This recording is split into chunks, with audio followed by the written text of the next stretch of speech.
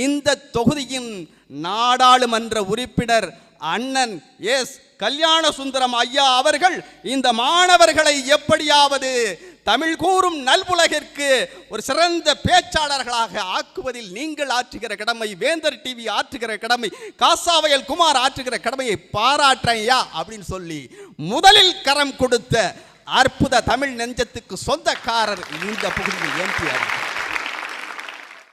கும்பகோணம் என்றாலே கோயில், குளம், குழம்பி, அதுவும் சாதாரண குழம்பி அல்ல, வடிகட்டின குழம்பி, அதாவது ஃபில்டர் காப்பி. கோயில்கள் இல்லாத ஊர் திரு இல் ஊர் என்றார் அப்பர் பெருமான். பள்ளித்தலம் அனைத்தும் கோயில் செய்குவோம் என்றான் பாரதியார். மனத்துக்கண் மாசு இளன் ஆதல் அனைத்து அரண் ஆகுல நீரபிற என்றான் வள்ளுவன். மனத்துக்கண் மாசு இல்லாத ஒரு இடம், அமைதியான இடம் வேண்டுமென்றால் அது கோயில்கள்.